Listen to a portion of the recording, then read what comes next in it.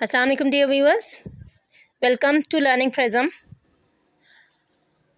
In this lesson, I'm going to teach you some confusing words. Most confusing words जो कि mostly students को mostly speakers को problem होती है उसमें कि हमने राइटली कहाँ पे इसको अप्लाई करना है।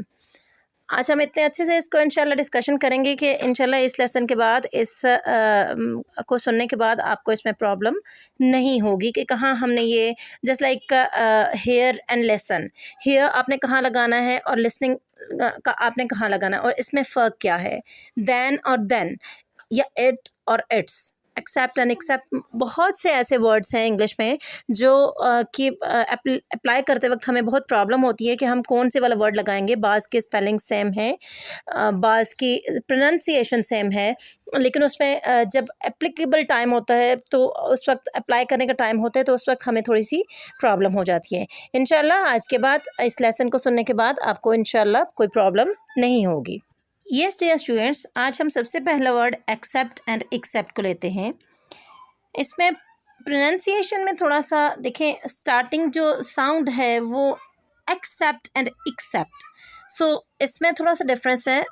स्पेलिंग्स तो टोटली डिफरेंट हैं, लेकिन चूँकि इसमें मीनिंग्स जो हैं वो भी डिफरेंट है, लेकिन स्टार्टिंग साउंड में थोड़ा सा प्रॉब्लम है। उसमें थोड़ा सा प्रॉब्लम नहीं बल्कि थोड़ा सा डिफरेंस है। एक्सेप्ट एंड एक्सेप्ट, जो ए वाला एक्सेप्ट है, ACCEPT, एक्सेप्ट का मतलब होता है कबूल करना, मान लेना। देन एक्सेप्ट जो EXCEPT है उसका मतलब है सिवाय के अलावा।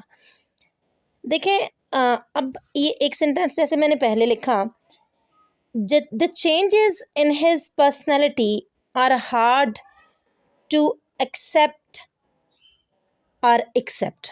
देखें एक्सेप्ट मान लेना, चेंजेस इन हिज पर्सनैलिटी, उसकी पर्सनैलिटी में, उसकी शख्सियत में जो तब्दीलियां हैं, आर हार्ड टू एक्सेप्ट, मुश्किल है उनको मान लेना। सो जब मान लेना का मीनिंग आ रहा है तो हम एक्सेप्ट ACCEPT एक्सेप्ट को करेंगे, अप्लाई करेंगे इसमें, ठीक है, टिक करेंगे। He didn't like any of his colleagues except Ahmad. वो अपने किसी भी कुलीग को पसंद नहीं करता था सिवाय अहमद के। अब यहाँ मान लेना तो नहीं आएगा, एक्सेप्ट अहमद होगा, यानी सिवाय अहमद के। सिवाय अहमद के वो अपने किसी भी कुलीग को पसंद नहीं करता था। Check the third sentence, the restaurant was open every day except Monday. अब देखें एक सेंस नहीं बनती कि एक्सेप्ट मंडे, ए वाला हम एक्सेप्ट लगाएं तो उसकी सेंस नहीं बनती कि रेस्टोरेंट डेली या हर दिन खुला रहता था एक्सेप्ट मंडे, यानी सिवाय मंडे के बाकी सब दिन में खुला रहता था। The last one, the company really wanted her to accept और एक्सेप्ट देयर जॉब। कंपनी वाकई चाहती थी कि वो ये वाली जॉब एक्सेप्ट कर ले, मान ले, एग्री कर जाए। दैट इज़ एक्सेप्ट, ए वाला एक्सेप्ट जो कि मान लेना होता है, ठीक है। आई होप सो आपको एक्सेप्ट और एक्सेप्ट जो है वो क्लियर हो गया है, कमेंट में बताइएगा ज़रूर। Next confusing words are then and than, THEN and THAN। THAN तो कंपैरिजन को शो करता है, ठीक है, जो कि दोनों की साउंड्स तो सेम है। दीज आर होमोफोन्स, क्योंकि इनकी साउंड्स तो सेम हैं but meanings are totally different from each other. देखें THAN जो साउंड है वो जो वर्ड है वो कंपैरिजन को शो करता है, लेकिन जो THEN है वो इंडिकेट करता है टाइम को या कॉन्सिक्वेंसेस को। देखिए पहला सेंटेंस जो मैंने लिखा उसमें से बताएं which word is correct in these examples. I will call you no later than 7 PM। मैं आपको कॉल करूँगा नो लेटर, ज़्यादा देर बाद नहीं, 7 PM के बाद नहीं करूँगा। यानी अब कंपैरिजन है, देन फिर वाला तो नहीं आएगा, ठीक है, तो फिर इसमें आएगा THAN देन वाला, यानी उसके बाद नहीं करूँगा, ठीक है। Then the second sentence says the company needs a good accountant more than or than ever. Company needs a good accountant more, company को एक अच्छे अकाउंटेंट की ज़रूरत है हमेशा से ज़्यादा. अब देखिए कंपैरिजन है ना, ठीक है, तो इसमें भी देन यूज़ होगा पहले सेंटेंस की तरह ही, THAN देन यूज़ होगा, ठीक है. Third sentence is I lived in Brazil then. मैं उस वक्त ब्राज़ील में रह रहा था, THEN देन, यानी उस वक्त या फिर की बात आप करें तो मैं उस वक्त ब्राज़ील में रह रहा था.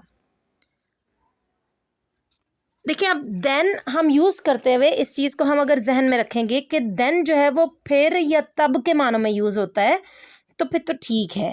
लेकिन जो THAN देन है ये हम कंपैरिजन में यूज़ करेंगे. देखिए यहाँ पर I lived in Brazil then में देन यूज़ हो रहा है जो कि टाइम को शो कर रहा है कि तब जब मैं ब्राज़ील में रह रहा था.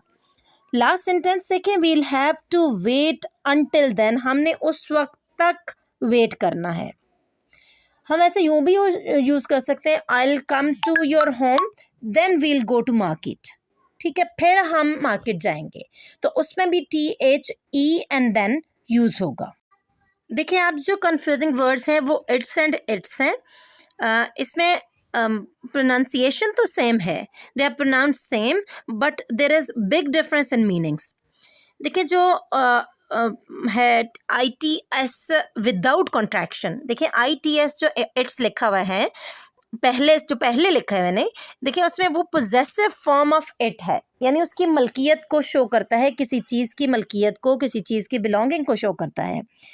जो बाद में एस लिखा है वो देखें IT and then apostrophe and then S, जो अपॉस्ट्रोफी के साथ है वो कॉन्ट्रैक्शन है. जैसे कॉन्ट्रैक्शन हो गई इट हैज़ की या इट इज़ की. पहले हम बिलोंगिंग वाले इट्स की तरफ चलते हैं. देखिए सेंटेंसेस अब नीचे हैं. The sun was so bright its rays blinded me. Sun इतना ब्राइट था कि उसकी रेज ने मुझे ब्लाइंड कर दिया, मेरी आंखों को चुंधिया दिया. अब देखें इट्स में इसमें पोजेसिव या बिलोंगिंग सन के लिए यूज़ हो रही है, यानी सन की रेज ने, तो उसमें हम विदाउट कॉन्ट्रैक्शन का हम यूज़ करेंगे, सॉरी विदाउट अपॉस्ट्रोफी वाला यूज़ करेंगे जो कि फर्स्ट वाला आ जाएगा, ठीक है. Next one is the dog chased its tail. अब देखें इसमें इट्स टेल कौन सा आएगा, पहला तो पोजेशन है तो पोजेशन ही इसमें होगा, दूसरा कॉन्ट्रैक्शन तो यहाँ यूज़ नहीं हुई. Dog chased its tail, dog ने अपनी टेल को चेज किया या ताक़ुब किया या पकड़ने की कोशिश की, अपनी दुम को पकड़ने की कोशिश की. अब इसमें से देखें इट्स टेल पहले वाला इट्स आएगा क्योंकि पोजेशन है. Then there is it's almost 2 o'clock. It's जो यहाँ पर है अपॉस्ट्रोफी के साथ, ये कॉन्ट्रैक्शन है इट इज़ की. देखिए यहाँ पर इट हैज़ नहीं है, it has almost 2 o'clock, it ये तो नहीं है, लेकिन इट इज़ की कॉन्ट्रैक्शन यूज़ हो रही है. उसको लिखते हुए हम इट इज़ और इट हैज़ की कॉन्ट्रैक्शन हम इसी फॉर्म में लिखते हैं, इसी तरह से लिखते हैं, इट डाल के फिर उसके बाद अपॉस्ट्रोफी एंड देन एस. उसमें हमें फिर according to the sense of the sentence हमें क्लियर हो जाता है कि ये इसके किस सेंस में हमने इसको यूज़ किया है. इट्स ऑलमोस्ट 2 o'clock, यानी it is almost 2 o'clock. Last sentence is it's been 2 months since I applied for the research grant. It has been, अब यहाँ पर ये आ गया it has been के सेंस में. It has been 2 months, 2 महीने हो गए हैं since I applied for the research grant, के जब से मैंने रिसर्च ग्रांट के लिए अप्लाई किया है. Listen and hear, these are the confusing words. Mostly वाकई स्टूडेंट्स को या स्पीकर्स को प्रॉब्लम होती है कि हम लिसन कहाँ अप्लाई करें और हियर कहाँ अप्लाई करें. देखें इसमें थोड़ा सा इंटेंशन का वो डिफरेंस आ जाता है कि जिस तरह लिसन है तो लिसन डिस्क्राइब करता है एक इंटेंशनल एक्टिविटी को जिसमें आप एक्टिवली लिसनिंग करते हैं, एक्टिवली सुन रहे होते हैं। इसमें आपकी एफर्ट भी इन्वॉल्व होती है और आपका फोकस भी इन्वॉल्व होता है। तो उसमें आप एक्टिवली सुन रहे होते हैं, इंटेंशनली सुन रहे होते हैं, इरादतन सुन रहे होते हैं। लेकिन हियर जो है इसमें आप विदाउट एनी इंटेंशनल एफर्ट जो है वो सुन रहे होते हैं। यानी आपने फॉर एग्जांपल मैं अभी रिकॉर्ड कर रही हूँ, ये वो वीडियो रिकॉर्ड कर रही हूँ, तो बैक साइड पे कोई आवाज़ है, कोई परिंदों की आवाज़ है या कोई बाइक के गुजरने की आवाज़ है, तो वो मैं इंटेंशनली तो हियर नहीं कर रही थी। अगर मैं इंटेंशनली करती तो वो लिसनिंग आ जाता, बट मैं अनइंटेंशनली, चूँकि मेरे कान में पड़ गई है आवाज़, तो वो हेयरिंग हो जाएगा। लेकिन जब इंटेंशनली मैं सुनूंगी तो वो लिसन आ जाएगा। ठीक है, देखें जैसे पहला सेंटेंस है, सजेस्ट में इसमें लिसन आएगा या हियर आएगा। ही कैन नॉट हियर और लिसन द डॉग्स बार्किंग। अच्छा ये देखिए, इस सेंटेंस में तो मैंने खुद ही क्लियर कर दिया, he can not hear the dogs barking. वो डॉग की बार्किंग नहीं सुन सका, डॉग की आवाज़ नहीं सुन सका, because he is listening to music, क्योंकि वो लिसन कर रहा था म्यूज़िक को, इंटेंशनली वो म्यूज़िक को लिसन कर रहा था, लेकिन वो डॉग के बार्किंग को हियर कर रहा था।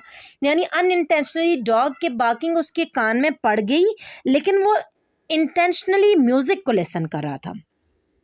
Next sentence is he likes to listen और हियर टू द रेडियो। देखिए, he likes to listen to the radio. देखिए, अब वो चूंकि रेडियो को लिसन करती हैं, इंटेंशनली पसंद करती हैं कि उसको सुने, तो उसके लिए हम इंटेंशनली लिसन करेंगे। ये रेडियो लिसनिंग होता है, हेयरिंग नहीं होता। ठीक है, अनइंटेंशनली पड़ जाए तो वो हेयरिंग आ जाएगा, बट इंटेंशनली होगा तो वो लिसन आ जाएगा।